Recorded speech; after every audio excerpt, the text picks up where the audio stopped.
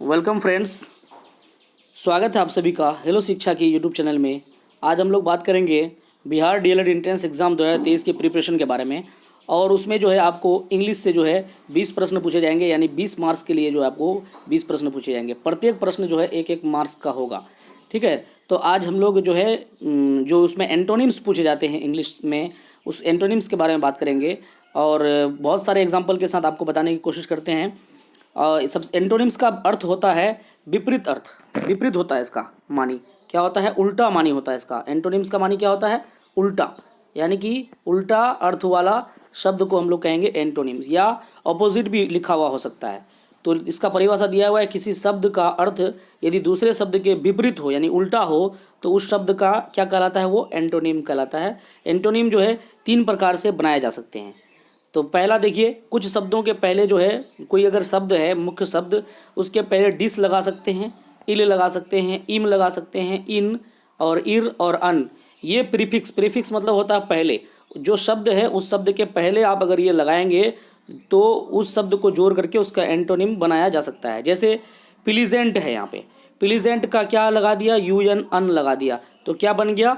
Unpleasant बन गया। इसी तरह से और एग्जाम्पल आपको देते हैं। देखिए यहाँ पे बहुत सारा एग्जांपल है। प्लीजेंट का अनप्लीजेंट हो गया, कॉर्टेजी का डिस कॉर्टेजी हो गया, पॉसिबल का इम्पॉसिबल हो गया, प्लीज का डिसप्लीज्ड हो गया, इम्पोर्टेंट का अनइम्पोर्टेंट हो गया, नॉन का अननोन हो गया, डिसेंट का इनडिसेंट हो गया। इसी तरह से आपको जो है कन्वेंस का इनकन्वेंस हो गया। और दूसरा रूल देख लीजिए, इसका दूसरा रूल जो दिया हुआ है इसको भी समझ जाइए अच्छे से। कुछ शब्दों के अंत में आने वाले सफिक्स, जिसको हम लोग प्रत्यय कहते हैं, प्रत्यय का मतलब बाद में जो शब्द है उस शब्द के बाद में जोड़ा जाता है। जैसे फुल या लेस जो को जोड़ करके हम शब्द को बदल देते हैं तो वो शब्द उसका क्या हो जाता है? उल्टा हो जाता है। जैसे होपफुल यानी कि उम्मीद, और होपलेस का मतलब होता है कि ना उम्मीद। केयरलेस और केयरफुल, केयरलेस मतलब हो गया कि कोई ध्यान नहीं, और केयरफुल मतलब हो गया ध्यानपूर्वक। तो लेस और फुल लगा करके भी आप क्या बना सकते हैं? सेंटेंस बनेगा तो वो विपरीतार्थक हो जाएगा। और तीसरा है कि अनियमित रूप से अर्थात नए शब्द का रचना करके, बिल्कुल वो शब्द नया होगा एक दूसरे के लिए, कोई रूल वहाँ पे कार्य नहीं करेगा, आपको वो शब्द याद रखना पड़ेगा। चलते हैं उन शब्दों की तरफ। देखिए वो शब्द जो है, जैसे गुड का बैड, कोई रूल नहीं है। गुड मतलब अच्छा, बैड बुरा, उसका उल्टा हो गया। अगली मतलब बदसूरत हो गया, यानी क्रूप, और ब्यूटीफुल मतलब सुंदर हो गया। इसी तरह से आपको एक शब्द का सूची देने वाले हैं। इन शब्द को जो है आप स्क्रीनशॉट मार कर रख लें और इसको याद रखें, ताकि आपको एग्जाम में पूछे तो आप उसका जब तक अर्थ नहीं जानेंगे तो उसको सॉल्व नहीं कर पाएंगे। चलते हैं उन शब्दों की तरफ। देखिए यहाँ पे एक शब्द दिया हुआ है, वर्ड्स है इधर, और इधर है एंटोनिम यानी उसका विपरीत अर्थ वाला वर्ड।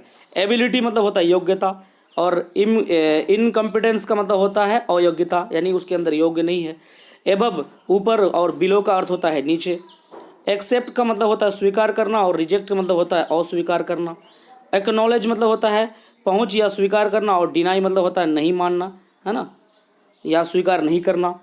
उसके बाद आगे बात करते हैं अक्वाइट। अक्वाइट मतलब होता है मुक्त करना यानी आज़ाद करना, और कन्विक्ट का मतलब होता है सजा देना, है ना। एडवांस मतलब आगे बढ़ना, कोई चीज़ में आगे बढ़ रहे हैं तो आप एडवांस हो रहे हैं, और आप अगर पीछे हो रहे हैं तो उसको रिट्रीट कहेंगे, आप पीछे हो रहे हैं उस कार्य में। उसके बाद एडवांटेज, एडवांटेज का मतलब होता है लाभ या सुविधा, और उसी का उल्टा है डिसएडवांटेज। डिसएडवांटेज का मतलब होता है हानि, जिसको हम लोग नुकसान भी कहते हैं। क्या कहते हैं? नुकसान भी कह सकते हैं उसको, ठीक है, नुकसान कहते हैं, या असुविधा भी कह सकते हैं। 2 तरह का मानी है। एडवर्सिटी, इसका मतलब होता है विपत्ति, और प्रोस्पेरिटी का मतलब होता है उन्नति, है ना। ये उन्नति का उल्टा हो गया विपत्ति, यानी कि ये रुकावट आ गया आपके सामने में। अफर्म का मतलब होता है स्वीकार करना, यानी किसी चीज़ को मान लेना, ठीक है, स्वीकार कर लेना।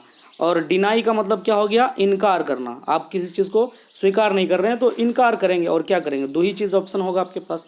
नेक्स्ट पे चलेंगे। देखिए यहाँ पे एग्री, एग्री का मतलब होता है सहमत होना। कोई कार्य कोई कर रहा है, आप अगर एग्री हैं तो आप सहमत होंगे। और डिफर मतलब होता है असहमति, या डिसएग्री भी एक वर्ड मिल सकता है आपको देखने के लिए। डिसएग्री क्या मिल सकता है? डिसएग्री भी मिल सकता है आपको देखने के लिए, इसका याद रखिएगा, डिसएग्री भी होगा, ठीक है। एग्रीबल सहमत होने के योग्य यानी सहमत होने के लायक, किसी कार्य में बहुत कोई सहमत होने के लायक होता है, कोई नहीं होता है, एग्रीबल उसको कहेंगे। डिसएग्रीबल का मतलब अमान्य यानी कि सहमत होने के लायक नहीं है वो, ठीक है। आगे बात करते हैं, देखिए अलाउ, अलाउ का मतलब होता है अनुमति देना, कोई कार्य करने के लिए आप अलाउ करेंगे तो वो कार्य करेगा, अनुमति यानी आज्ञा भी कह सकते हैं। और डिस अलाउ का मतलब होता है अनुमति नहीं देना यानी कि मना कर देना, ठीक है, उस कार्य को करने के लिए मना कर देना। ऑलवेज, ऑलवेज मतलब होता है हमेशा, हमेशा होता है, या सर्वदा, है ना, हमेशा या सर्वदा, ठीक है, या सदा भी कह सकते हैं। और नेवर मतलब कभी नहीं, है ना, कोई कार्य आप सदा करते हैं या फिर कभी नहीं करते हैं, ठीक है। ऑल, ऑल मतलब होता है सब, सब कुछ, और नन मतलब होता है कुछ नहीं, ठीक है। एंजल, एंजल मतलब होता है दूत, या इसको हम लोग फरिश्ता भी कहते हैं, क्या कहते हैं, फरिश्ता। एंजल मतलब दूत या फरिश्ता, है ना। और डेविल मतलब होता है दुष्ट या पापी, जिसको कहते हैं हम लोग पापी आदमी, कमीना आदमी भी कह सकते हैं, है ना। फरिश्ता का उल्टा तो कमीना होगा ही। एंशिएंट, एंशिएंट मतलब होता है प्राचीन यानी पुराना, पुराना ज़माना। और मॉडर्न मतलब होता है आधुनिक, आधुनिक युग कहो या आधुनिक ज़माना, जो भी होगा वही होगा। और एपियर, एपियर का मतलब होता है प्रकट होना, है ना, कोई चीज़ आपके सामने में अगर आ गया तो वो प्रकट हो गया। और डिसएपियर का मतलब होता है लुप्त हो जाना या गायब हो जाना, ठीक है। आगे हम लोग देख लेते हैं अराइवल, अराइवल का मतलब होता है आगमन। और डिपार्चर का मतलब होता है प्रस्थान।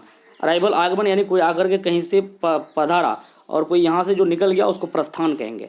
एसेंड, जैसे एसेंडिंग और डिसेंडिंग पढ़े थे, एसेंडिंग मतलब हम लोग बढ़ते क्रम में जा रहे थे, और डिसेंडिंग का मतलब हम लोग घटते क्रम में जा रहे थे। उसी प्रकार से एसेंड का मतलब होता है ऊपर उठना यानी बढ़ना, ऊपर उठना या बढ़ना। और डिसेंड का मतलब होता है नीचे गिरना या कम होना, ठीक है।